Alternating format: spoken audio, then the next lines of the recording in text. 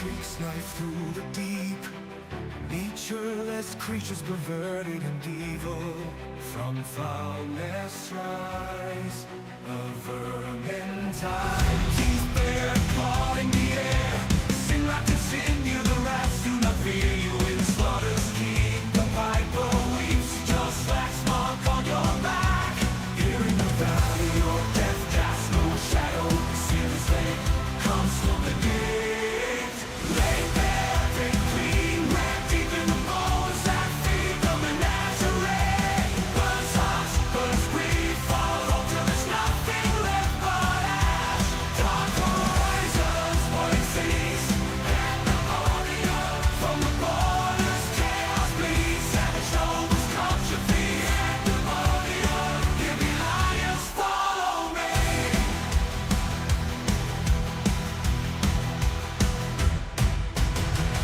Dig in, pull back the skin.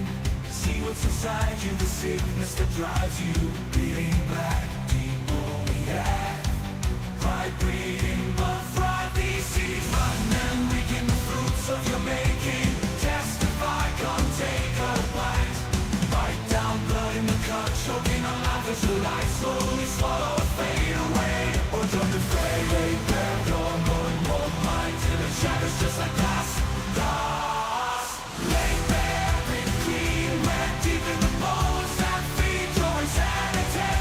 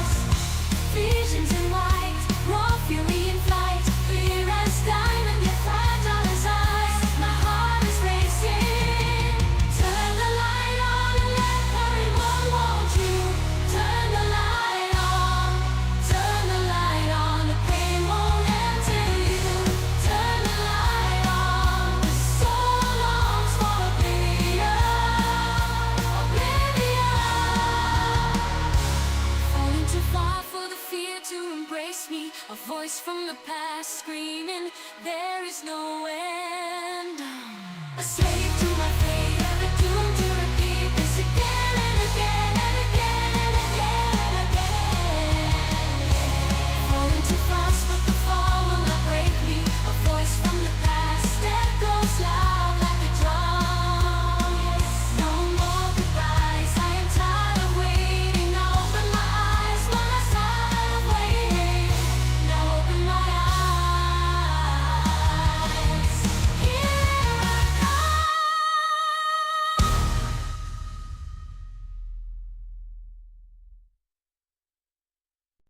Soul laid bare, foul and fair. Every secret, every odyssey. Answers unfold, one with the truth, the divine. By my guiding hand, everything's dead. I won't be denied. You are mine, you are blind, a fool till the end. Cast out for more, I create, manipulate. You're kind in my image, my chosen ones. For you the time has come, the sun is setting. Say goodnight. With each bite does your sanity die, sucking the life out, letting the dark inside. Say a prayer as the light leaves your eyes. So scream all you like, your gods can't hear you. Say at night to the weakness that you hide behind, believing the lies, feeding the fear inside. Never once were you truly alive. So scream all you like, no one can hear you. Right, breathing my thrive. These seeds rotten and reaping the fruits of your making. Fight, come take a bite. Right, please resist me no more. Twisted and broken, farewells left unspoken. Journey's end, as I ascend. Pandemonium. Here I rise, claim my prize. Every moment, every sacrifice. In Anabasios, I am the truth, the divine. By my guiding hand, perfected we stand. I won't be denied. You are mine, you are blind, a fool till the end. Cast down forevermore. I create, manipulate. You're kind in my image, my chosen ones. For you the time has come, the sun is setting. Say goodnight. With each bite does your sanity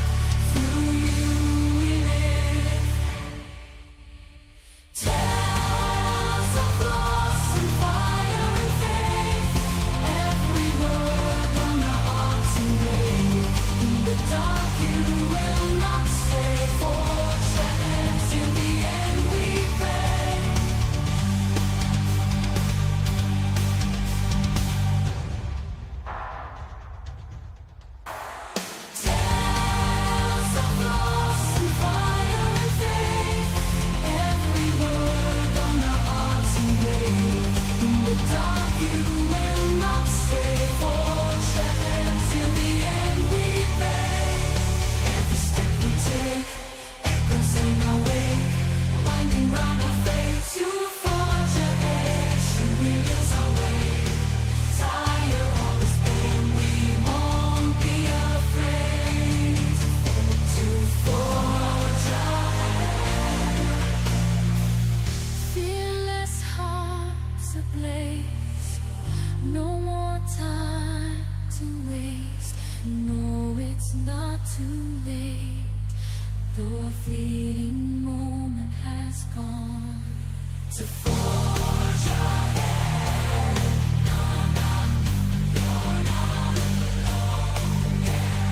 As we ride again, as you turn your eyes to the stars, another end. Where it all begins, my chorus guiding you. Forge ahead.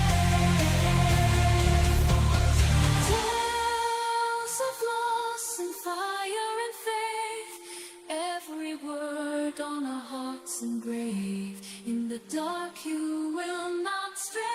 Forge ahead till the end we pray. Tales of loss and fire and faith, every word on our hearts engraved. In the dark you will not stray. Forge ahead till the end we pray.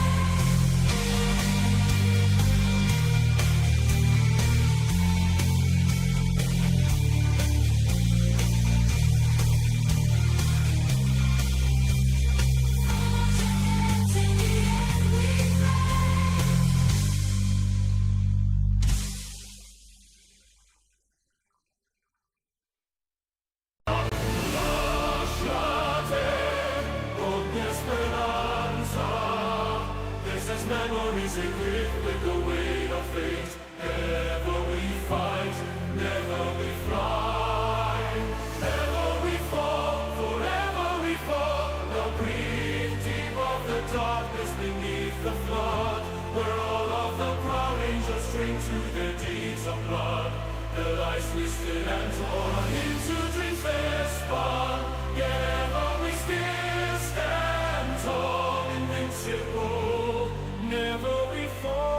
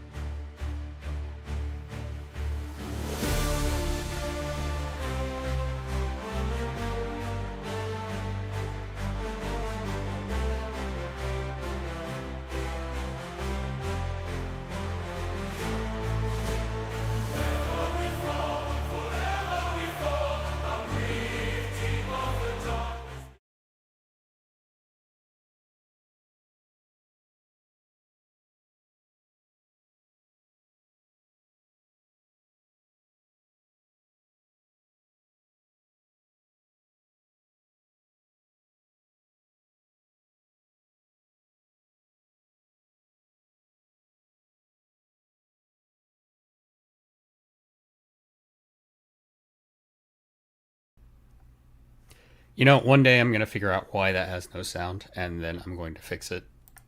So, hello, everybody. Welcome back. Hello. Hi, Meowth. This is LoreLines, episode 107. How is everybody doing today? Meowth, how are you? Welcome back. How am I? Well, I could summarize that my feelings about this episode like in real quick. Beyond majestic mountains across the Emerald Dale. And So, also the Imperial Salute. so I take it to mean you are not very excited about this topic then, so I guess we can just skip it. Hey, Alex, how are you? Hey. So, that said, we are talking about Garlemald today. So this is kind of our lead up to Dawn Trail. What is it? Four weeks now until we get early release. Yeah. So that's exciting. Let me see. It starts on June 28th. So It's we the got one. final countdown. It really is. It really is. So actually 5 weeks until the 30th. So we'll be in early access in 5 weeks. So that's kind of crazy. Man, We I really have to adjust my sleeping schedule because I really want to avoid the Q apocalypse happening in Walker. Yes. So Alex asked, did you guys not do a Garlean episode back in 5.x? We did, and yes, Endwalker added a lot, but more importantly, Lorebook 3 has a lot of Garlemald stuff in it. And the short story too. And the short stories, and there's a lot of new stuff regarding Garlemald to talk about. So we thought it would be a good idea to do another pass over it, because Garlemald's kind of awesome. I really like Garlemald. Meowth is a huge fan of Garlemald. But I tend to like the Empires in Final Fantasy games. Mostly, not always. So I thought it would be fun to revisit this. Yeah, also because in 5 point whatever, I don't actually recall when we actually did the Garlemald episode, we still didn't have the whole Garlemald arc, so to speak, done as what happens with all the really good stuff. That if there's one thing that I can't fault in Walker 4 is the Garlemald arc. That was fantastically done. Yeah. Yeah, with the Shadow Data Center, we're hoping that the queues will be better. Honestly, I did not have any queue troubles during Endwalker, and I feel like every expansion they've done a little better, with the exception of Stormblood. Heavensward, there weren't enough people playing to really make it an issue, but Stormblood, I remember getting into queue, leaving for work, and then coming back from work, and having just signed it. So it was really bad. I was there for Roban X, and Yeah. I skipped Pippin Savage, but I was there in the line for Roban X. Yeah. Same. I stood in that stupid line as well. But I'll say that they've done a lot better with the server management, and I'm really looking forward to Dawn Trail. It's really funny how widespread this is, and this might be pure coincidence. Like I had an air conditioner guy come out to my house to fix the air conditioner. He's like, "Oh, you play 14? Are you excited for Dawn Trail?" Like, just this random person. I was like, "Is everybody playing this game now?" I mean, that's from my understanding. That means that something's actually the world's actually becoming better. Mm-hmm. So Alex says they have very mixed feelings about how Garlemald was executed, both meanings. If the Shadowbringers patches had gone differently, they might be positive on the Empire. Xeno stole his kill is basically the root of his gripe. Or their gripe. So that's fair. I will say this. We were never going to invade the Empire. This was a situation where they were far too powerful and far too organized to be invaded by what is essentially a lesser power. The Eorzean Alliance eventually would have eked their way in, as we saw with the eighth era, but this wasn't something that we were actually going to do in game. I'll also say that it's very much formulated on the Roman Empire, which basically destroyed itself from within. Mm-hmm. So yeah, I don't know if we want to start with that. Yeah, why not? I don't know. I mean, we could. Well, okay, let's course, start with this. We've gone over the origins of Garlemald already, so it's kind of a bit of redundant to bring back the whole thing about them descending from evolutions. Yeah. So yeah. But there's one point I actually want to make, even though I don't know how many people actually watch the podcast anyway. But regardless of that, I actually want to address that because I was watching some streams, and then I read a comment in one chat that actually made me make a double take in like, did these people actually not play MSQ or side quests? Right. Because they were like, they were like, I think that the Garlean race is magically inept and have a third eye because Emmet Silk modified the genes of the Garleans to make them magically inept. And like, mate, no. Despite the fact that Emmett Selk did not do that. He took situations that were already present and manipulated them to his advantage. He did not genetically engineer the Garleans. Although I think it's an interesting conversation to bring up why the Garleans are not able to use Aether and why they have the third eye. That's an interesting thing to talk about and something I hope the game goes into. And Alex said, I was not happy with how Garlemald was executed, per se. I thought it deserved its own expansion, but that's another topic. Basically, complaining again about how Endwalker was rushed and everything coincidentally came together very conveniently, which I think was poked fun at by Star Rail recently. But anyway, but this is the second time they've done this. It just kind of wrap up Alamigo and condensed. Yeah, I don't know. The Endwalker may have been condensed, but the end result, I was actually going over this in the 13 server. It wasn't condensed, but it was condensed, but the result is rushed. And if not rushed, the flow is really erratic. It's like it has really high points, like Garlemald. LPs is a bit of a it's a high point, but also if you squint with your brain, or otherwise you start seeing stuff that's not going to make that much sense. And then there are absolute lows like Labyrinthos. I dragging my ass through Labyrinthos, especially the second half was like. I hated Labyrinthos. That was the worst. Spare me from this. I hated that place. And yeah, we're not done with Garlemald. We're not done with Aldenard or Ilsabard or Othard. There's going to be more developments and stuff, and that's something I do enjoy about this game. Is once we're finished with a place's story, that place does not cease to exist. I know some other games do that where it's just like, and then they left, and that's the end. But we're gonna help Euless. We're gonna help the Garlean people. I will say I did enjoy the Garlemald arc in Endwalker quite a bit. Yes. I thought they did a good job. They could have done a better job. They did a good job of expressing the fear that the Garlean people had of Aether users, basically, and how they never got past their fear of being besieged on all sides by people who could kill them with their fingers, basically.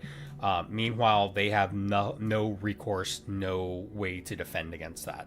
And so when Magitech came about, which it came about, there was a scientist who developed it independently, mind you, which Emmett Selk then took and said, "This is it. I'm gonna make this, the thing that I'm gonna build Garlemald on," which was interesting. And yeah, it does draw some interesting parallels to real life.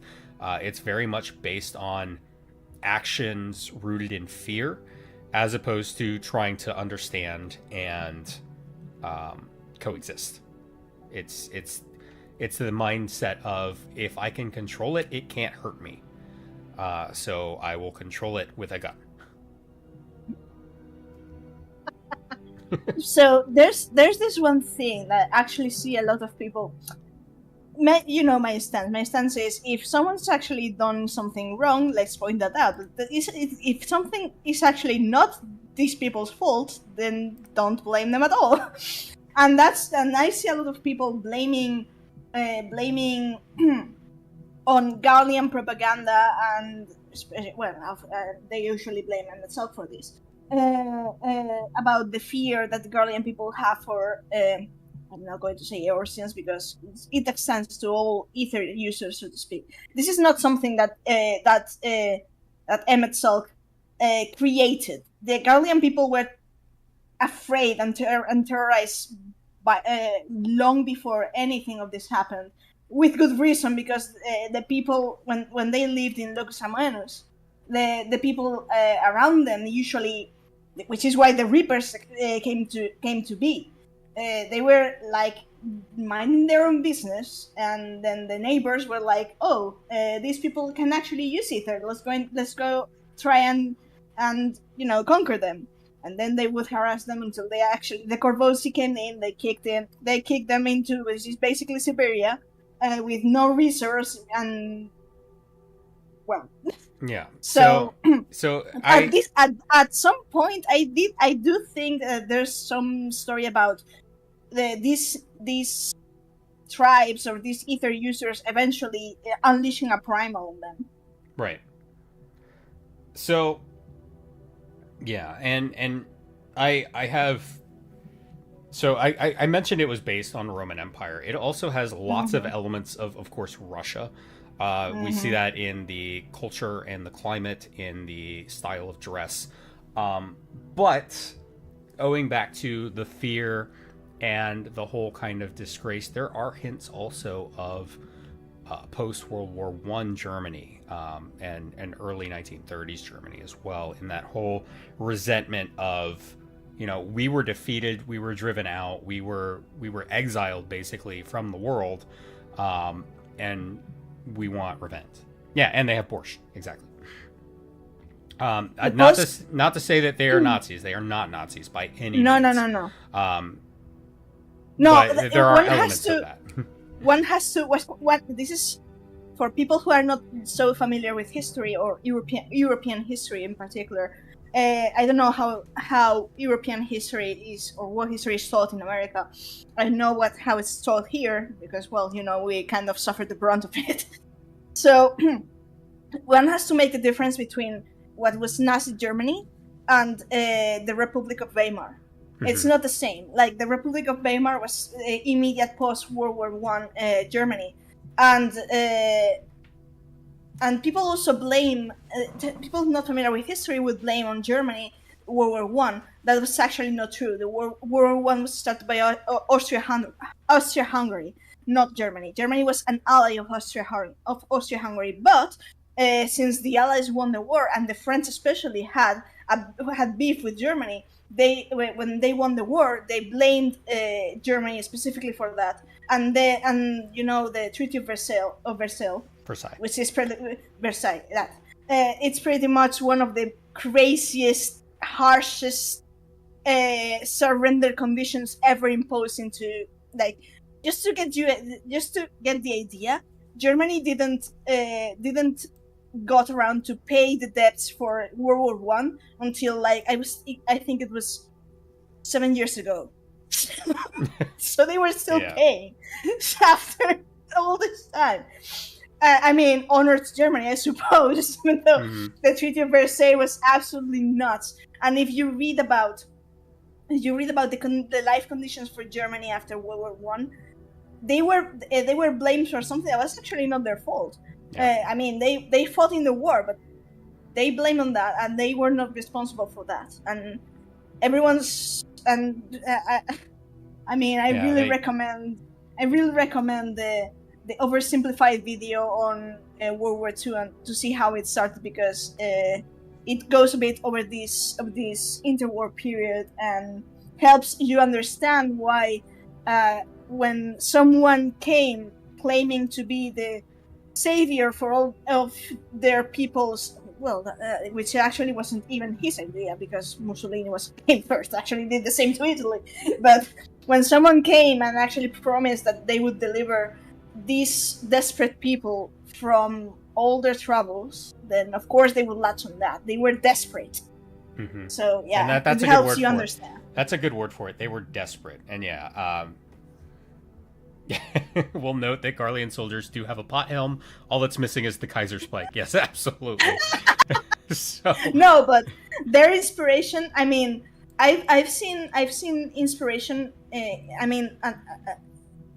Inspiration in terms of circumstances, not just with World War II Germany, but also with Imperial Japan. In the need of being bereft of all resources, because their land basically has no resource, and have to okay, I have to go fetch some, and in the meantime invading other countries because, well, you basically are fighting for your survival to a degree, and then things happen, and the war in the Japanese the Chinese Japanese war is another story. Is a really atrocious one, but yeah. Yeah. It's so. So let's talk a little bit about how the history, because we know a little bit more about what happened to create this nation, and we know that they are descendants from the clockwork city of what is it, Gaug? Gao. Yeah. Gao. And why they left there, nobody knows. I don't know if you know, Meowth. They left. Which They left. That was their first the mistake. theory. The theory from Genomis and Ramses, basically, something had to drive them from Ivalice. Right. And the theory was a big ass explosion that created the river and a cataract. Math. They mathed yeah. wrong. Is basically they failed their prime numbers. I mean, to be fair, if I was faced with a math drone, I would pull ass from there. Right. I suck at math. So, but yeah. From there they went to Corvos. Yeah, they went what they call locus amenus, which is it means pleasant place. So they came and made their farms. They were farmers basically, until the other tribes started to be like, these people actually can't use ether. Let's get their lands. Their lands are nice, and these people suck.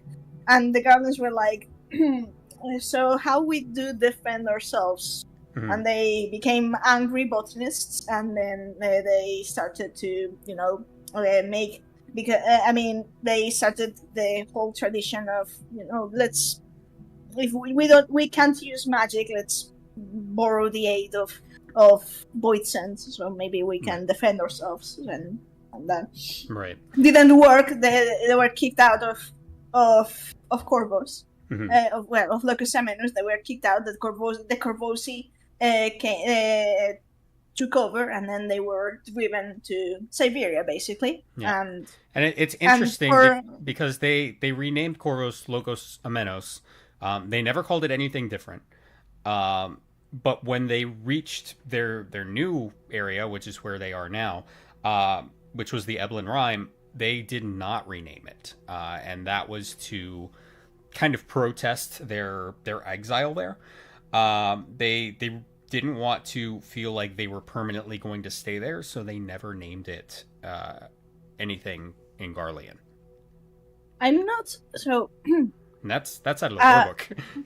Yeah, I'm not sure if it was called Corvos back then. We know this Corvos because it was eventually taken by the Corvosi, but we don't know if it's Corvos before. It was Corvos before Locus Amenus. I'm just referring to it by its current name. Oh, okay, not fine. that it's because to be fair, I mean there's something that really kind of irked me, and it's the whole thing about, and this was one of the most hypocritical moments of Fortunald, when basically saying something about the Garleans, something about throwing shade to the Garleans, because it had been 800 years since they called their homeland, but before them it belonged to others, so they have no right to call it their homeland. I'm like, mate, so if you're going to use another argument, fine, but you're going to argue me that because someone conquered it, it's no longer your land, so so you should deal with it. Then what about all the provinces? Shouldn't they actually deal with it and no longer fight for their homeland? Like, I understand other argument, but if you're going to use that, you're being picky, hypocritical. Yeah. No, I agree. I do want to talk a little bit Yeah, his ethos is appeasement, which is I mean, interesting in this context. But basically, since it's called the Eblin Rhyme and we have heavy Yeah. Russian influence here, do you know what Eblin means in Russian? No, I actually know. It's basically a bitch. Like specifically a male who is like, yeah. So it's basically they're outcasts to this area called Blasted land. pretty much the blasted lands. Like this is where the people who suck go. So, yeah. I mean, I can understand. I really understand the sentiment because Yeah. the place is not exactly one where one would under normal conditions would like to live. Yeah. Yeah. And it's just I just thought that was really funny because you have Eblin There's something- bears, you have all this stuff. It's all Yeah. Eblin. Yeah, Garlemald is Siberia. It actually is. It's very much based on that. The location is very reminiscent of that when you overlay the real world map. I don't know if anyone's actually done that because you've got Africa, which is basically Europe and Africa. You have Ilsabard, which is the Eurasian continent, including Russia, and then of course Othard, which is Asia. Mm-hmm. Yeah, I actually don't that. Then Mercidia would be Australia, which is why I'm kind of eyeing Mercidia as in the 13th expansion. So I mean, AC, Super Australia. AC says, I doubt the devs of Final Fantasy IV considered naming Evelyn had that in mind at the time, also being a ninja nation. But it Very fits. true, It but it fits. fits so well. Now Zent And says, you know, to be spicy, is it Russian Siberia or formerly Chinese Siberia? Definitely Russian Siberia. All that's But- missing is a prison. yeah. Actually, yeah. But so there's one thing actually. When it comes to the Garlean story and their longing for their homeland that was taken from them, it's if you think about that, it's kind of maybe it was just them itself being sentimental, but you can see a connection or a similar theme to the ancients and the Asians. To the Asian plight. They also want to go home. Everything that was their homeland, everything they loved and everything they had was taken from them, and they were driven into this blasted, sundered, broken Evelyn land. for them, Evelyn land, and I can really see like there's like this to deep down there's like this connection that perhaps myself would have empathized with their plight. Right. So it makes sense in context, I suppose. What an Evelyn. Yeah, exactly. So we have 800 years of history, most of which we know nothing about. But then we have the Garlean Republic, and for much of that time, they were just trying to survive and keep people away. And then there was a young Garlean soldier named Solus. Mm-hmm. Which is another mystery on its own, in a sense. I mean, I think all we know about Solus prior to being emetified was that he was Emetified. Yeah, I made that on the spot. Sorry. that's great. So we know that he was from a noble family in the Republic of Garlemald, and nothing much is known because we don't really know about his life or his early life. He's pretty much come into the scope because of the Magitech Revolution. Yeah, which And- he himself fomented, mostly because he was possessed by Emmett Selk at that time. So we got an answer to a very important question, which was, did Emmett Selk, spend his entire life as this person, or did he take someone over? He took someone over. and he did it after he had kind of grown up and gone through school and done all that bullshit, because that time of life is terrible and no one should have to relive that. Yeah, exactly. Working hard to build our future strong, united, working till we fall. Yeah, pretty much. But Solus was, yeah. There's He was something interesting. interesting Yeah. here. There's something interesting here because, yeah, we have the confirmation that they were separate, and at some point, that has to have happened very early in Solus's life. We know that Emet wasn't a fan of taking over living hosts. So, living hosts, because it takes a toll, especially. So, we know that especially living hosts is more straining for the Asians to take over, and it was something that La Habrea did and actually weaken him greatly. So we know at least that Emet and Lidbus were not fans of doing that, so they prefer to use, dead bodies, I suppose. So I wonder if, we know that Solus was a soldier, so maybe perhaps at some point Solus sustained an injury in battle, maybe died, and maybe Emet was like, this looks like free real estate, and then went into that. We don't really have the answer to that. So it's kind of, I think it's safe to assume that he had passed. Solus had passed prior to Emet taking over, but yeah, It's possible. It's really unclear. Like Solus could have would died. be cool. Yeah. Would have been cool, to have a bit of more information on that. But anyways, the important thing is that he had to be very young when Emet decided to look like a fit vessel to have for this new enterprise. So yeah, Solus joined the army at 16. Yep. So I think he was already in the military, and when we get to Garlemald, it does reference this a bit, looking at Garlemald with Solus's eyes for the first time. Emet Selk was like, wow, this place sucks. He was like, it's I love the line, and Renee Zagger's delivery of it is amazing, and he just, it says it's far colder on the earth than what was it, in hell? Far colder in the earth and in the heavens. Yeah, there we go. So Solus was not the scientist.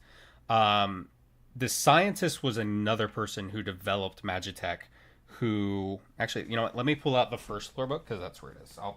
Give me a second. Go.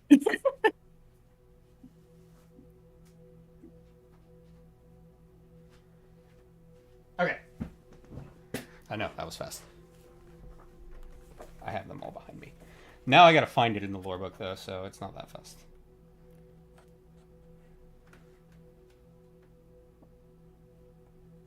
Oh, there we go.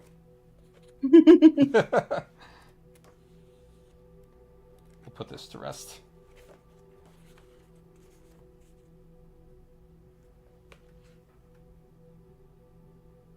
So yes, Sant, I agree. I do believe that Emet also something in the Guardians that was really inspiring. The tale of survival, becoming like joined in their suffering, growing together, striving to overcome these obstacles, this unfairness, and yeah, that's must have been something that deeply resonated with him, knowing well. So one thing I think is interesting is the lore book does talk a little bit about the third eye, the first lore book, which grants them superior spatial recognition. So it's why they excel at machinery and exactly marksmanship. Mm-hmm. Let me see.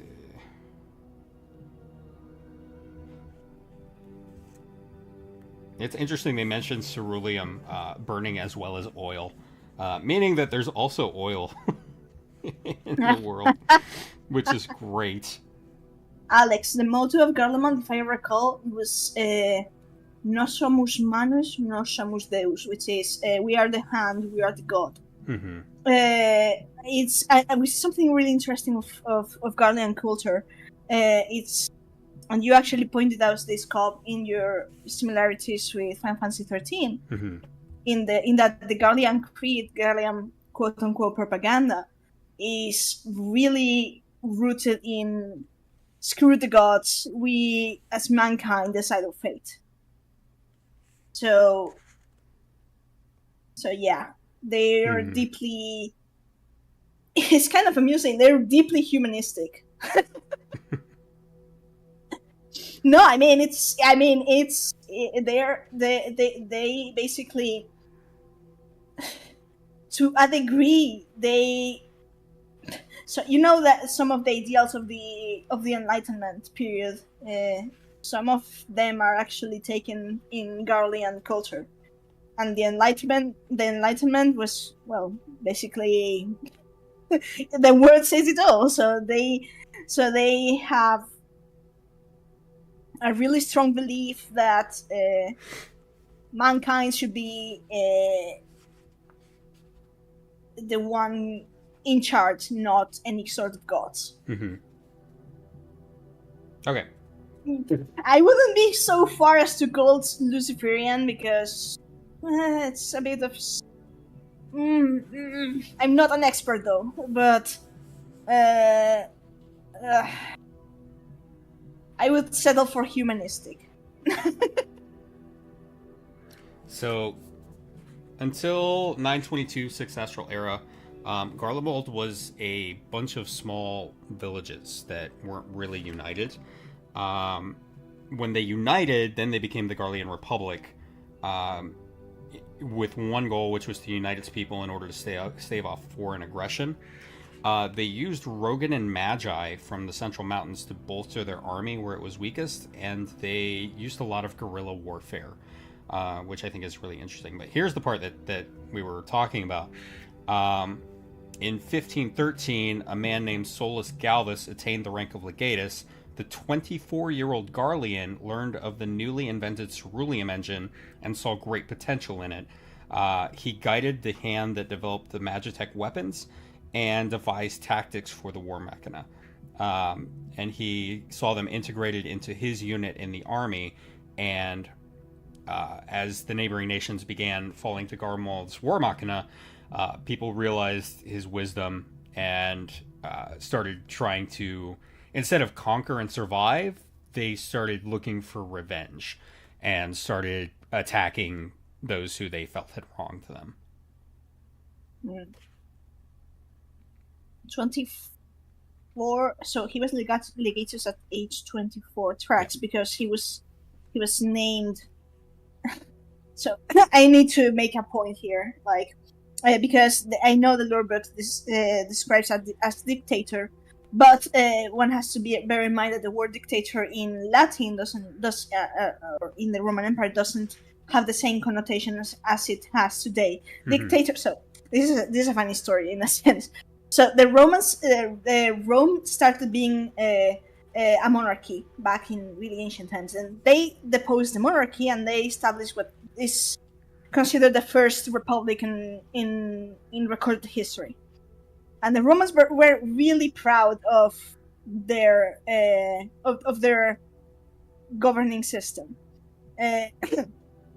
But at certain times they would need, because of whatever reason, because there was instability in the Senate, or there was a time of war, and they would need someone to take the reins of the republic and have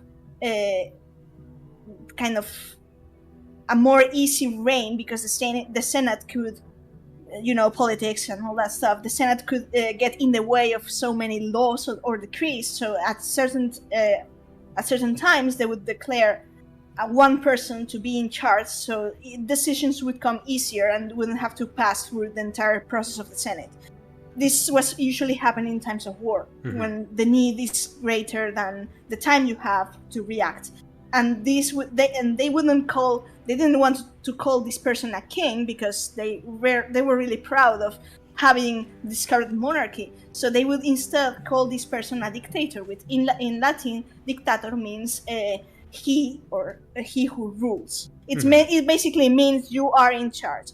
It's just that the problem is, as it happens with many things, that Benito Mussolini, when he installed his the fascismo movement, he wanted, and he would have Julius Caesar rolling his grave. Actually, he wanted to imitate the great Roman figures of Caesar and the Roman Empire. So that he would take ancient Roman terms and adapt them to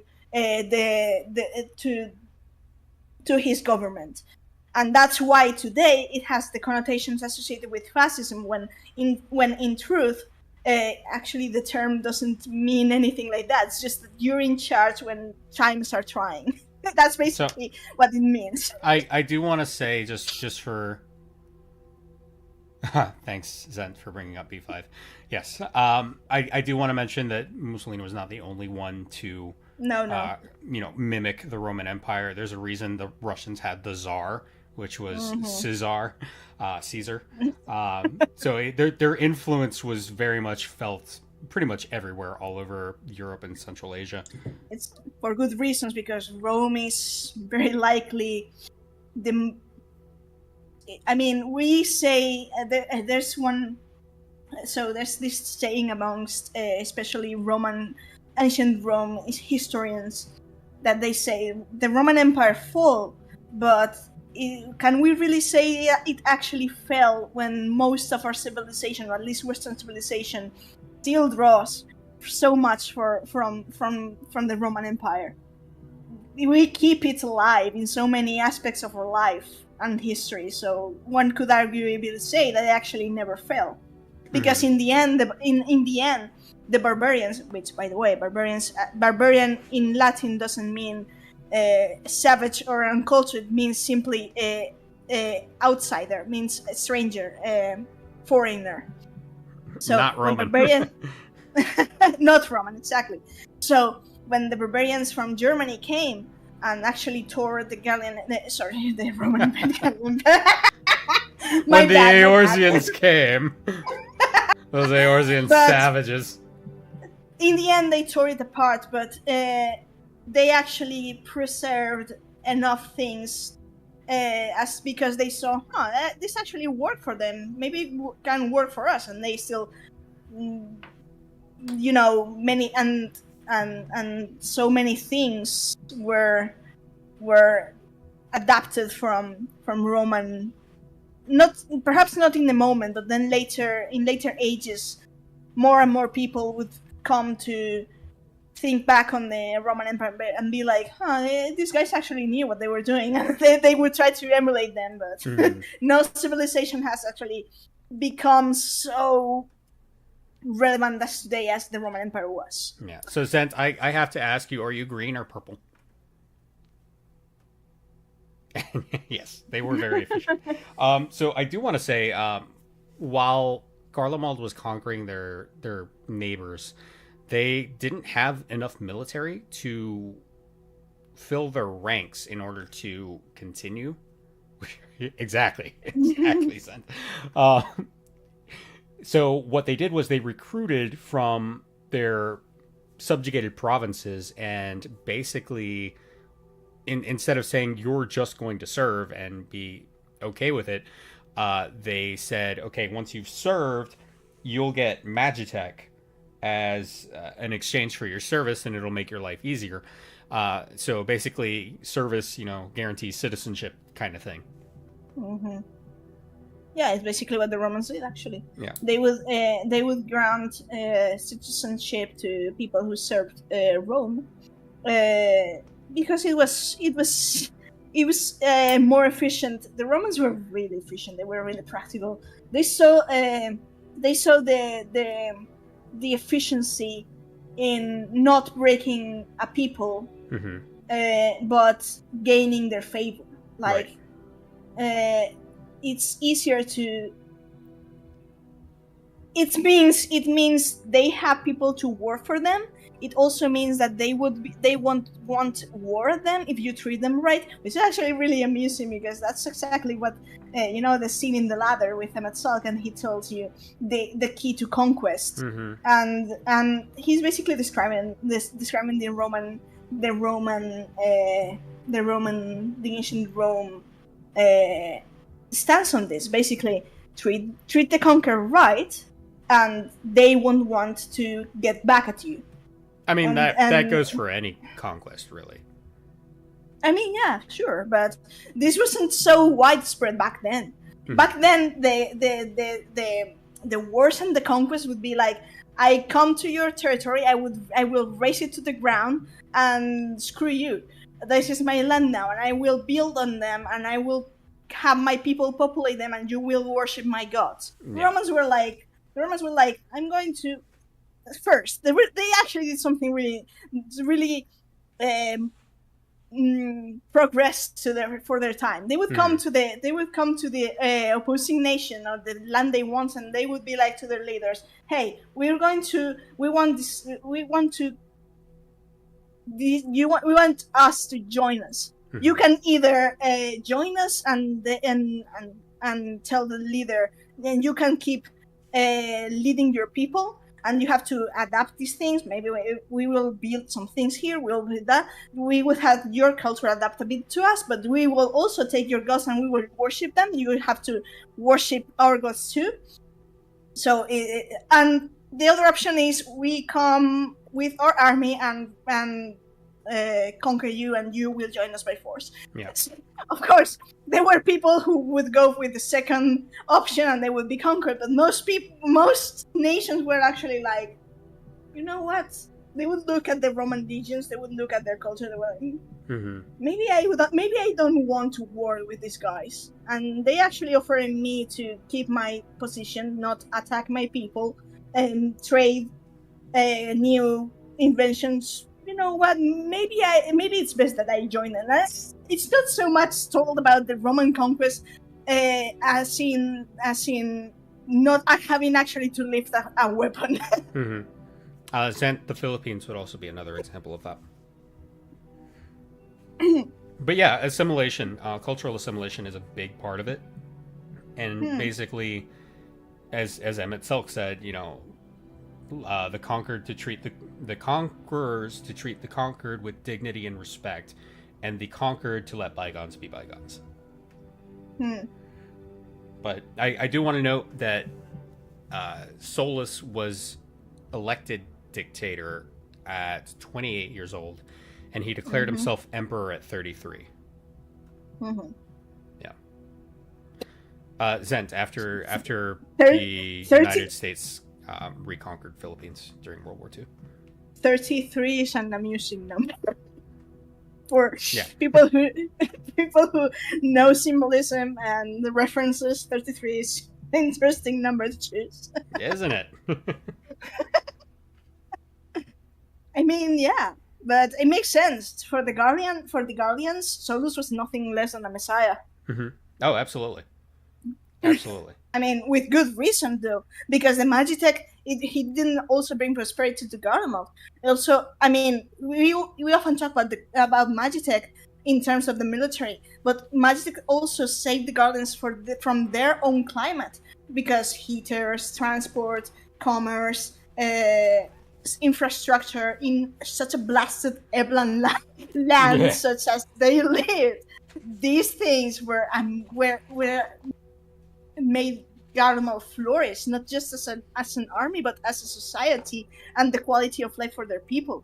So, of course, most people focus on the military, but Garlemald, I like. So here's the thing. There's one thing I understand why in Endwalker we get to visit the wrecked Garlemald, but I would have loved to see Garlemald in its all its splendor as a capital basically the world. Like they have fucking cars, mate. It's like I would have loved to see Garlemald in So the I'll height ask you this: do you want to see Garlemald at its height, or do you want to see Solution 9? I want to see Solution 9. I mean, I of course want to see Solution 9, but it's not. I mean, it's different. I have wanted to see both. Right. As Solution 9 is going to be. So I've seen Academia, so I don't really think Solution 9 is going to be much different from Academia. Probably not. But Garlemald would have been really interesting to see because the roads, which I actually love the thing that they have roads, because of course they have cars, they should have to have the roads, but the roads were so important in the Roman Empire. Is one of the greatest legacy they left in Europe. Yep, like I agree. we still use Roman roads in some countries. Mm-hmm. So, and I'll tell you something. Even to this day, they haven't architects or build they still don't know how the fuck actually they build the roads. It's been impossible to replicate. You mean the The concrete? technique is lost. No, the method they use for putting the rocks together in the form that they would make this road that actually it was not just putting rocks together. They would choose the rocks for carriages, horses, and all that to have a smooth ride. Right. And that's not easy to do. And you think of the scale of the roads these people in before Christ actually built, and it's like, what the fuck, mate? Absolutely. So yeah, and that would have been great to see. I really would have loved to see Garlemald in the glory days. I mean, yeah, I agree. I would love to see cars driving around. I would love to see it rebuilt. And that stupid fucking tower just dismantled. I hate that tower. What irks me is that the tower is likely built over the Imperial Palace, and I wanted to see the palace. Fuck. Yeah. It always looks so cool in the cutscenes, and I was like, I would have loved to go to the throne room. Always so. There's something. So here's the thing. Maybe it's just me, but looking back, like after replaying and stuff, and there's the cutscenes in the Garlean throne room, and that's that duty with Stinian in 5.1, I think it was, that you can explore a bit more of the hallways and that stuff, and there's a bit of Moratin in there. It's just a bit, but it's recognizable enough. Maybe the angles, the lines, it's less spirally, but there's a bit of Moratin in there. Yeah, and makes sense, of course. And yeah, Alex is absolutely right. The tower isn't going anywhere. That will be there forever because access to the moon is what is it? It's a resource that Garlemald can trade, and even with the agreement with Thavnair, they gave them access to that. I suppose they could repurpose the tower a bit, make it less spiky, less evil looking, maybe. Hostile architecture. But I mean, it's at least having the elegant transported to the moon is something that gives the Garlean people something to leverage in terms of trade with other region stuff, especially if they want scholars to go up there, all that stuff. It's something that it's kind of a bit of a gift, so to speak. It's a poison one a bit, but yeah, they can make good use of that one. So I do want to talk about how when the Garleans were forced north from Locus Amoenus, how their farmers, basically having nothing to farm up in the north, they turned into combatants. They turned into the Reapers and formed pacts with Voidsents. Mm-hmm. And the Reaper culture is really interesting too. This is something not exactly something that comes from. So the Reapers are basically assassins, and exactly. And the assassin order, the most famous one is actually Arabic, which is really interesting too. Though it makes sense in because Corvus is kind of located in what we would call maybe Eurasia. So I would say it's in the middle eastern part of the three great continents. You said that, so it makes sense that the Reaper tradition kind of ties back to where they actually, with their homeland being a bit of Arab territory, because the assassins were one of the most famous orders in that era, and they specialize in ending battles before they start. That's the point. That basically avoid the war by ending the life of the commanders. So it's basically one life for many lives. Yeah, it worked great for Archduke Ferdinand. Yeah. But I so one question I always had, and this is kind of headcanon-y, but I wanna kind of address it, was if the Garleans can't manipulate ether, how did they summon Voidsent to make pacts with them? And it wasn't until I realized that they had conscripted Rogadin Magi that it kind of clicked with me, that they would have the Magi summon the Voidsent, and then the Garleans would forge the pact, and then they would become a Reaper. And you're absolutely right. The Garleans could not afford a direct confrontation before they had Magitech. So they used assassins, they used guerrilla warfare, they used pretty much everything they could to try and defend themselves from invading armies. Which the point you brought up, stopping a war before it starts, would absolutely be part of their MO as part of this. Yeah, but the thing about Lapis Manalis is in north, so it still doesn't explain how they actually started to. Yeah, but someone has to open the rift. Is the thing. No, aside from that, it doesn't explain how the tradition began back in Locus Amoenus when the war started and they had to pick up the sides and fight. But still, I mean, I suppose they didn't have to be an entirely Garlean race. We know that the Garlean people are not all pure-blooded Garleans. They also have Hears and Ellison mainly in their society. So yeah, they could have had other races in their communities that could take care of that. Right. Maybe they were a minority, but they're still there. So. Yeah. Or an ether stone, Zent. That's what Xenos did. I suppose. It wasn't necessarily the blood, it was just the stone or the crystal that had ether in it that they could use. It wasn't pleasant, but I agree that while Reapers fit very well, they feel very convenient, and that's kind of the MO of Endwalker. It's very convenient. I agree, Zent.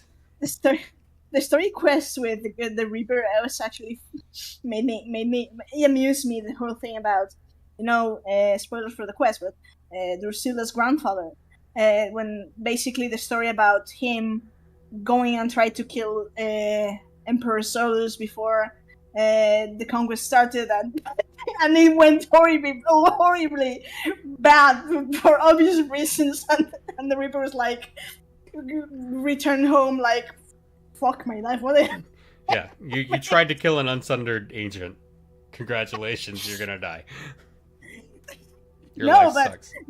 I think no, but if you start diving into that story, it's actually interesting because first, that man surely has to be powerful enough, actually, for someone like Emmett Silk to actually be like, you know what, I'm actually going to use my magic on you, you annoying pest. Hmm. And so, and then and then also the fact that actually shows in Shadowbringers that he basically was someone tried to kill him, and being someone basically, I'm not going to say all powerful because Hades is not all powerful, but I mean, compared to by Sanders, yeah, compared to a sundered person.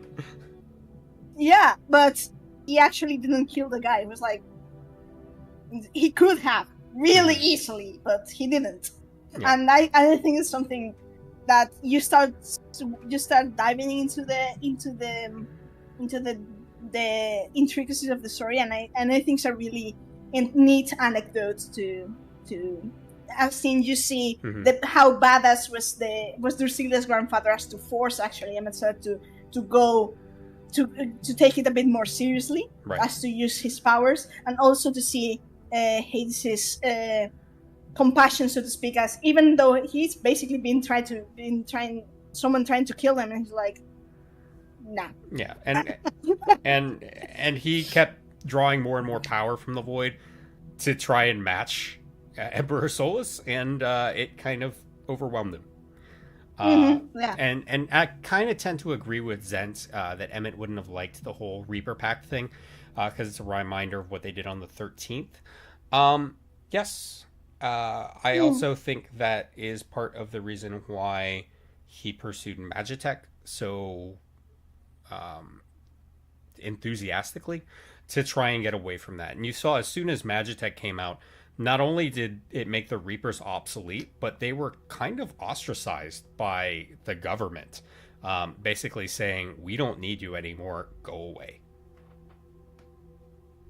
I mean, the thing with voids and pacts is complicated. It's kind of messing with the void, which is, and I can understand if Emmett Silk would be like annoyed at the whole thing. It's like a constant reminder of we all went to hell. Now we're one shard down. It's like an annoying reminder of your failure, and it's but at the same time, yeah, it's basically. So here's an interesting nugget of knowledge in the lore book that I just chanced upon regarding the avatars. They're void set entities with which a pact is formed, and they're summoned through the medium of a crystal. So it was through the crystal. For such a bond to be established, the void sent soul must be uniquely compatible, perhaps nigh indistinguishable from the Reaper's own, given that the Reaper's power relies on their ability to play physical host to the void sent. If we take the stars sundering as fact, we must consider the possibility that this compatibility is rendered not by chance, but due to both souls once having been part of the same whole. So basically, the Reaper's avatar is the Word of Light shard. So yes, but I'm thinking of Xenos and Zero. I can't see that. I just think it would be interesting if they were. Again, it's unreliable narrator, so it could or couldn't be. Take it with a grain of salt. I just think it's very propaganda. Interesting. And yes, that does raise an interesting question about Durant. Yes, the more Charlian propaganda. But yeah, going back to Garlemald, do we discuss the Imperial family? Not yet. No? No. Okay. We should talk about Titus. I don't care what people say his name is pronounced. It will always be Titus to me. I mean, Titus, basically. But that's going with the Mediterranean sort of pronunciation. So. Titus. No, we don't, because I know it's right. I just don't care.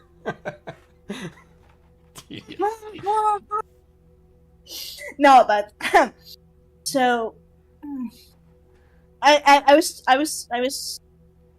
telling Cobb before stream that I came across quite recently that story because of my break of 14, and I had no idea that it had been published, and I was like, where the fuck has this been all my life? With having the imperial family, you know, so with Jules and stuff, and having the portrait of the imperial family. So that was really interesting for me because aside from the, you know, the usual stab in the heart at Julius' thoughts that he never saw Emperor Sol's smile. I'm like, do you have to rub it in my face? Fucking I'm like, sad, very sad. And then there's a description of the royal family, and there's these, and we finally got the name of. Alex, yeah, I have. I have to, yeah, Nerva. Yeah. Yeah, the whole thing about, yeah. But I was like, we finally got the name for the firstborn son of Emperor Solus, which was nice to have. Mm-hmm. And actually, having the name, and I was like, my brain was like, and his name is Lucius, by the way, and that's an interesting name choice because it means light in Latin, luminous or light. An interesting name of choice of a name for an Asian to give a son, I suppose, no? Mm-hmm. But then you remember that that his thoughts when Emet was holding Lucius Iegavus, basically, his thoughts were like you remember through his eyes when he describes how as dull holding, and dim everyone's souls looked.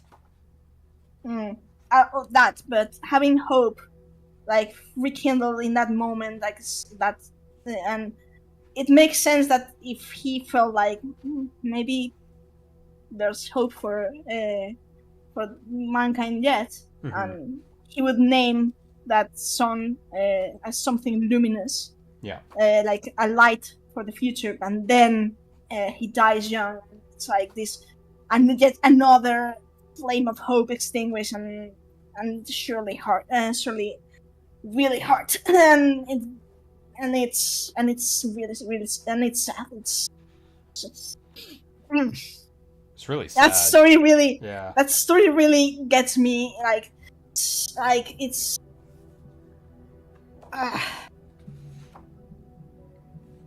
It makes me think because I'm fairly sure that this was not the first time Emet had descendants and has had family among the Sunded, and for someone immortal has to be especially crushing to see your family time and again dying when you know what it could have been, you know. Even though this is something that's something I don't know how to explain. I really don't want to digress, but I fear that I'm going to end up digressing as usual. but if there's a character defined by love in 14, that would be Emet. I mean, makes sense in the sense that I agree. In the sense that Gemini, the concept of a Gemini is the twins, but also in Tarot is the lovers. It's such it's a constellation that is defined by having the very definition of that constellation is duality, having another one by your side. And you can read this. I should actually be saving this for the Unsunded episode, but okay, I'm going to give you. I'm going to give a quick rundown. Either by both interpretations as Gemini the twins or the Tarot Arcana of the lovers. you can either associate that. I think it's the twins in more like Hitler Deus, because they are both born with soul sight. They were childhood friends. They're basically brothers in all but blood. So that would be, and they were both chosen as to be holders of the seat of Emetzelk. So I would associate the twins to Hitheldeus, maybe the Tarot Arcana. If the lovers would have more about Asm, that's a bit of a more. That's kind of. We're going a bit into shipping territory here, and I don't really want to hold that much, but I'm going to save that for the Unsunder episode. But let's say let's say I interpret that more as twins, Hitheldeus, they're kind of lovers with Asm. But that's you can either, I suppose you can kind of exchange that a bit. Yeah, but anyways, aside from that, I would say that I take it a little less literally. I do believe that Emetzelk was defined by love, but defined by love of the ancient world. Defined by his love of what the world used to be, and his inability to let go of that. That's what I think more defines him as far as love is concerned, as opposed to love for any one person. He loved his people. He loved the star.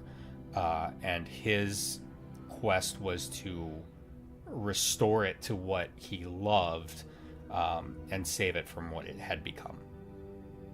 That's how I see it. I agree, but I would go into the finer points. We're going really into the stuff that's more for the Sunday episode. But anyway, I would say that you're right, but I would also say that of all the ancients, he was the closest to the Sunded, and by far. And he, to the point of living among them, having families and all that stuff, and not seeing them as familiars, as Jistola pointed out, but seeing them as children, which has a bit of deep, heartbreaking implications as to what, and ties him with Venat with a bit.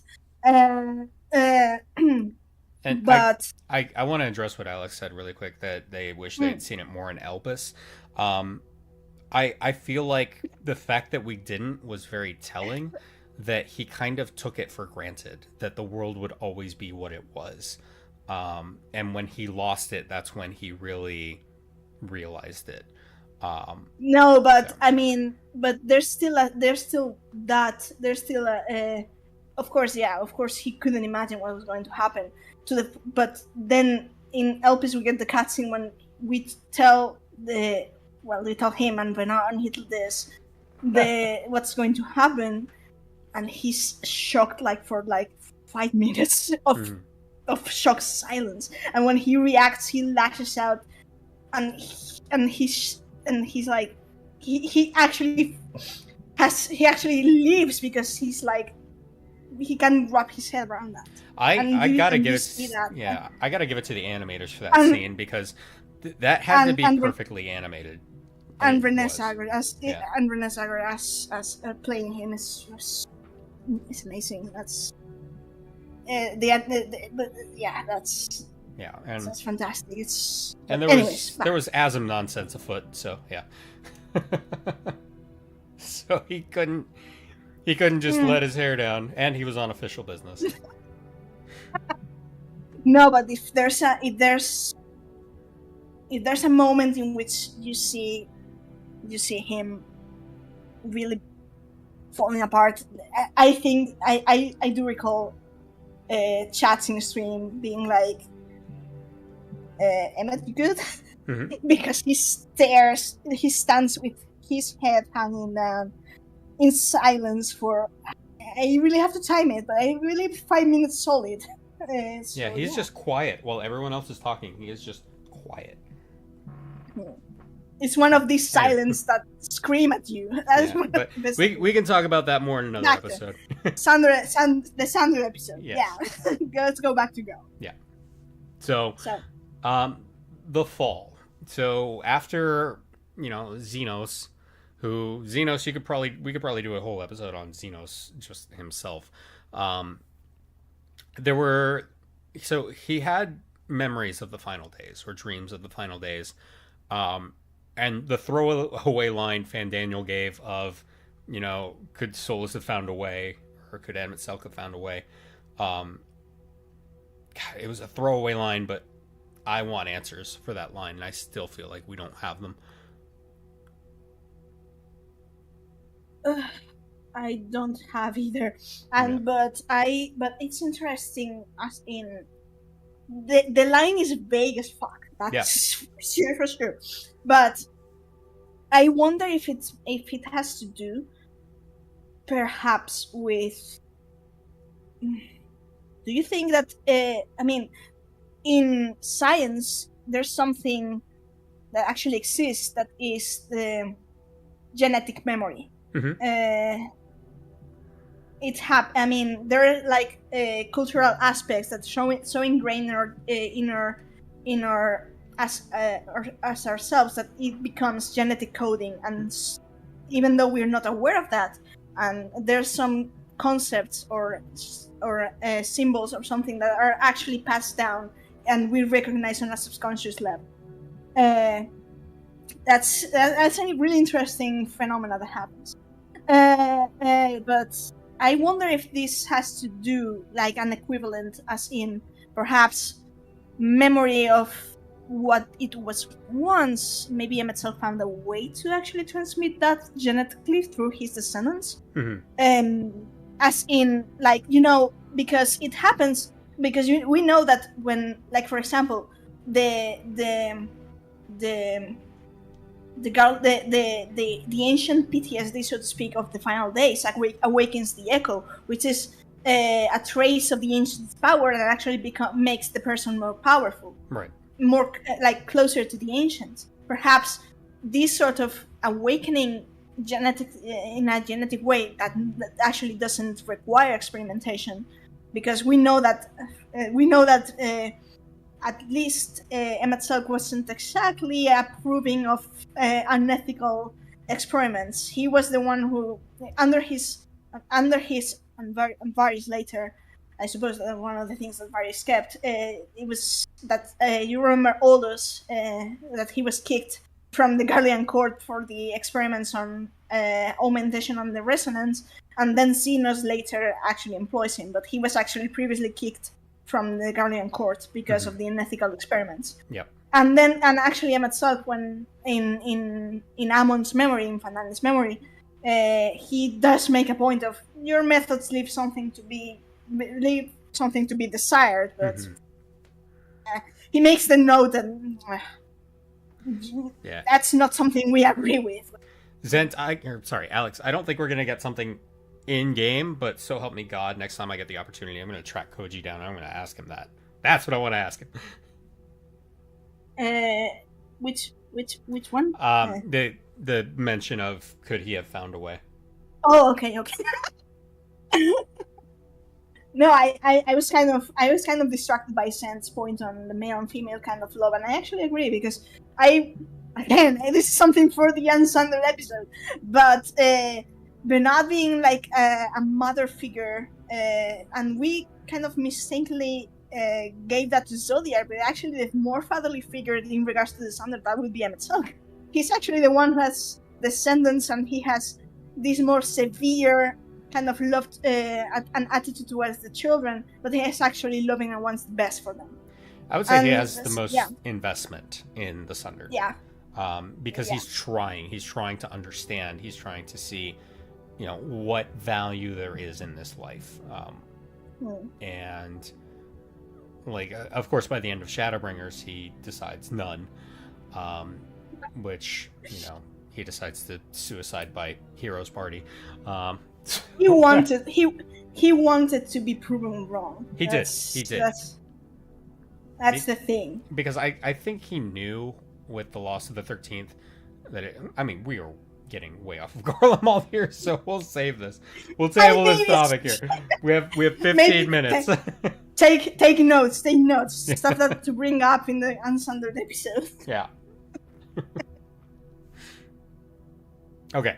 So back to Garlemald before we completely derailed. into this. We were talking about the royal family.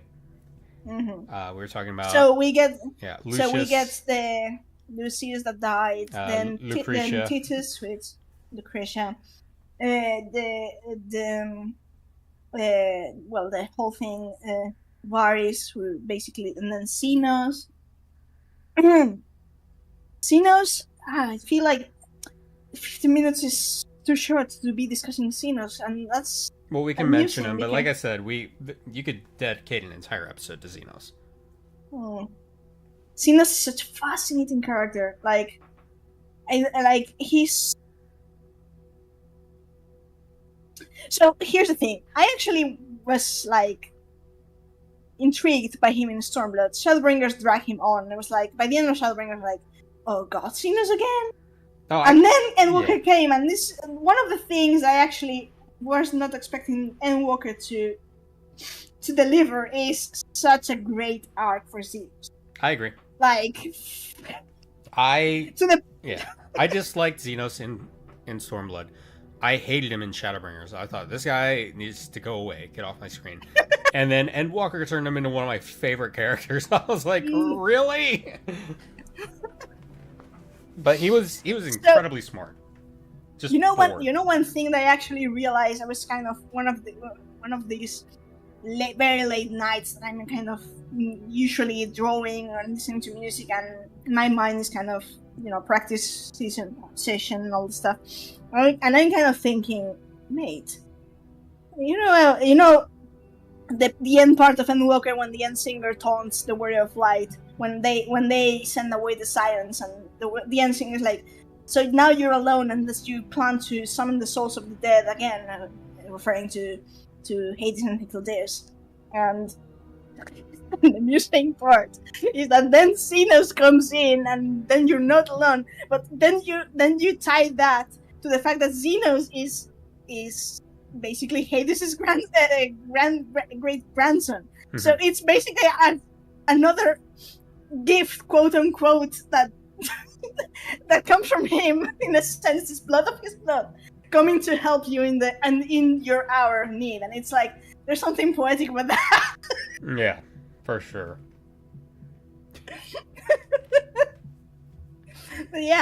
but Xenos is, if there's something that Endwalker delivered, that would be Xenos' depth as a character. Yeah, and that's great. I mean, he's not exactly the most the most stable person. His methods are ruthless. He is really ruthless, but he's not a fool. He's actually really intelligent. He's thoughtful. He's proven to be a really thoughtful person. And in the end, he's basically, and I kind of understand him in the sense that when there's something that separates you from the rest, and your family won't, I have the lack of my family for actually supporting me, but when you're kind of different and your family alienates you, as it happens with Xenos because Varys kind of neglected him, mm-hmm. It's easy to fall into this boredom that plagues Xenos so much, and then you end up not being able to empathize with others. Right. I mean, I really hate going into psychological analysis of characters and diagnosing them, because it never ends well, in my experience. But there's some traits that actually can be... there's a bit of neurodivergence there, and if not treated, there's a bit. Traits, not saying that the character is, just that you can recognize some traits. Mm-hmm. But it is one of the things that would require a loving environment to actually emerge, not as quote unquote mad as Xenos. I mean, I don't really want to call him mad, because he was actually a really lucid person. Yeah, he wasn't crazy. I thought he was, but he wasn't. No. Yeah. And Zen, his entire speech at the end of Endwalker. Oh, that's fantastic. It resonated with me so much. I completely agree. That is probably one of my favorite moments from this game, is his Yes. final speech. Yes. And then Yes. we go on and dilly-dally in Final Fantasy IV, which I'm still bitter about. They Tell had me so about much it. fun. They're like, let's wrap up the 13th and some patches. Okay. Yeah, don't talk to me about those patches. Yeah. I mean, I will be praising Pandemonium for saving me in the patches, because That was yeah. the best storyline, and we'll talk about it during the Pandemonium episode when we get him back on. Part 3 kind of derailed a lot, but it gave me the closure I needed, but trashed a lot of lore in the process. So I'm like, all right. Yeah, but anyways, Yeah. back to Garlemald. Yep. So we get basically the this is why not so many people do the evil is raids, and it's kind of like, oh, do the evil is raid, because it's just a tidbit, but I love the detail that Solus, I mean, and it's all as Solus actually love the arts, and you get to understand why in Shadowbringers that line, a vision shared of a paradise lost, preserved only in scripture and poet and paint and all that. Yeah. And it's true. I mean, there's been like philosophical musings on art being like the inspiration, the divine inspiration, or the vision of the ideals, which, I mean, in a sense, the Ensander World is an utopia, which is basically the perfect. We know that it wasn't perfect, but compared to the Ensander World, it's definitely up there, I suppose. I mean, if it was perfect, it would have been it would have been the plenty. So yeah, it's good that it wasn't perfect, but that's from our perspective, because we're not perfect. And with perfection comes a loss of really anything else. Purpose, ambition, because you already have everything. You've already done everything. There's no need to do more. So, you know, when you get to that point, then being alive becomes the problem. And this is a theme that's been explored in other media as well. And it's something I want to do a video on all of the races. Like, I have bits and pieces of it done. I just need to sit down and do it. But that's again a separate topic. There's if you want to make a video on that, there's one theory in have you ever this is going to derail again, the circles I don't really know how to translate it. I know the term in Spanish. Say it in Spanish. La cuadratura del círculo, the squarification of the circle, which is, in symbology, you get the circle, which means the heavens, the divine, because has no end, has no beginning. It's the perfect shape. Then you have the square, which represents the earth. For the 4 sides, 4 elements, 4 seasons, you get the idea. Right. And then you can superpose both symbols, as in the circle embracing the square, but you won't get the square to become the circle. So so the divine and the earthly stuff will never become one. But then, if you try to approximate yourself to the circle as a human, then you get the octagon, and that's the closest shape from the square that can resemble a circle, which is the path to. It's like the limbo between the union between the divine and that. And this is a really heavy Templar symbology, and this is one of the reasons. And this is kind of a bit of a art nerd, but Templar chapels are often built in octagonal shapes to refer to this term, this union between heaven and earth. So there's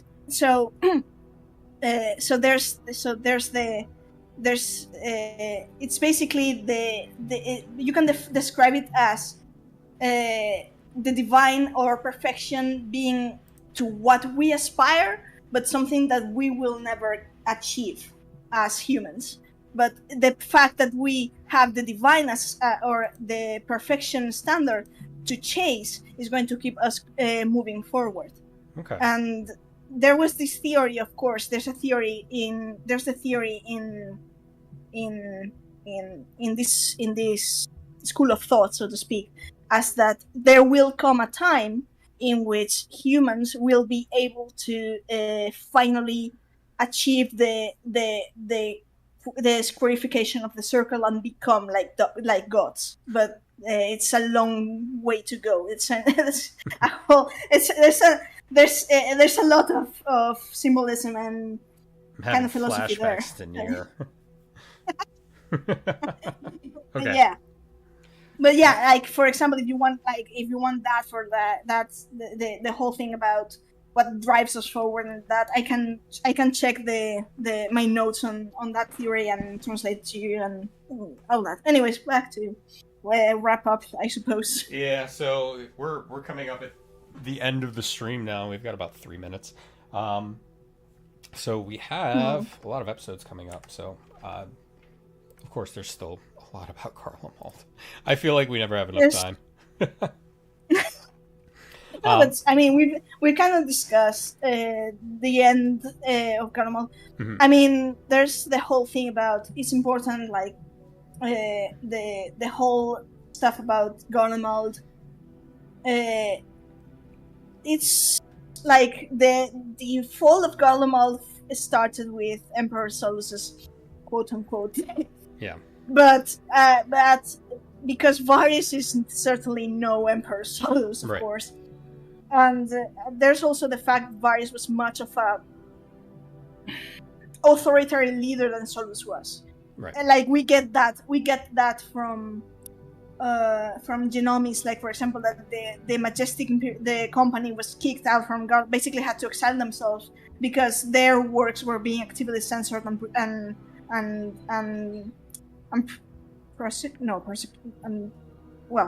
Yeah, they were being be- censored, and they were basically being, like you said, persecuted. Whereas under Solus, they enjoyed a lot more protections because he was a big fan of the arts. Yeah, and this is something really interesting, as in works of art. He never that the whole censorship happened with Varys, which kind of implies that before Varys there was no censorship in terms of opinions and arts and stuff. Right. I suppose makes sense in terms of this kind of freedom. I mean, you can. And you won't be, even though, regardless of how quote unquote brutal the emperor may have been, they actually, and at least under Solus's rule, he appreciated this freedom, this the variety, the many the proliferation of different opinions and thoughts, and it makes sense to me because in his culture and the ancient culture, debate and discourse was the way they actually solved their disputes and reach enlightenment. So it makes sense that of course he would endorse different opinions. Yeah. I do want to address what Alex asked, or more members coming back. Yes, it's just a lot of them are taking breaks due to burnout, and a lot of them should be back around time Dawn Trail drops. But I do want to talk a little bit about upcoming episodes that we have coming out. We are going to do our Unsundered episode, which Meowth has mentioned a few times. We're going to wrap up Pandemonium with Anabasios. And yeah, Ayumi is very hooked into Honkai Star Rail. So if you want to see Ayumi when I stream Honkai Star Rail, he's almost always there. We will be doing an episode about Final Fantasy XI because that is becoming increasingly more relevant. And then on June 23rd, which is within the 2-week time frame for Dawn Trail, we'll be doing a launch trailer analysis because that 2 weeks prior is when they dropped the launch trailer. So, thank you, Zent. So, yes. So we have a lot coming up. We are back to weekly because there's a lot to cover before Dawn Trail comes out, and the hype is starting to get more and more up there. So very excited. There's also media tour stuff that's going to be coming out, not from us, but from other people that we can that we'll be able to talk about, and just a lot of information coming out in June. So super excited about that. So thank you all for joining us today. It's been another fun, amazing day. Appreciate you all being here. Yeah, 11 can no longer be ignored. Exactly. To the point give us 11 like adapted for solo player, updated it's already interface a solo user. game. But the interface is atrocious. I can't play the thing. It is pretty bad. And online is terrible. And I want to because the story sounds amazing, and my only contact with it has been in the City Opera Omnia, and I had this really strange RNG luck with the 11 characters. Yeah. So I got, oh god, where did I get in 11? What is that area? The black and white area. Alex might know. Promivia? No. No.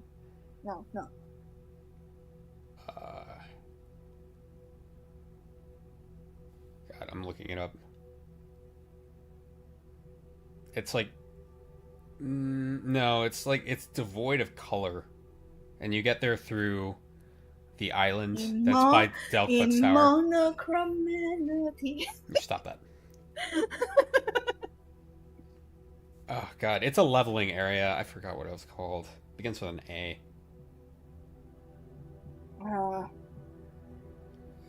I'm not the expert in 11. We had to get Arden. Yeah. So we'll probably get M to come back because they're also playing through 11. I need to play more of 11. I got to the point where the story actually kind of starts, which is pretty deep into the game. Not gonna lie. So that was kind of I had played it when it came out, and I was like, oh, where's the story?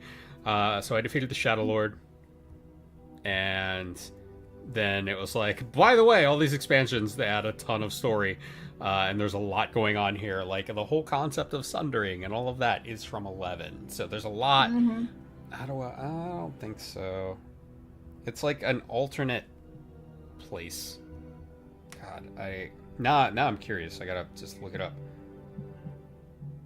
If they're going to go into 11 and pull out the different realities, I can actually see that, especially if we're looking into, because we were kind of discussing. Did we discuss this before this stream or on stream? I actually don't recall the whole thing about them going into returning eventually to us visiting more stuff of the world Unsounded. It was before the stream because you went looking for the Encyclopedia Eorzea, and you were like, no, but it's insultingly short what they haven't mentioned. What I'm like, they're fucking absolutely going to go and delve into this because Shadowbringers build so much on this lore, and to have so few information on something that now supports 14 so much. Yeah, it's not it's not going to hold. So I'm an idiot. It's not Ottawa, it's Esha. I got to Esha. That's where I'm at right now in 11. So anyway, thank you all for joining us, and we will see you again next week. Have a great week. Have a great week.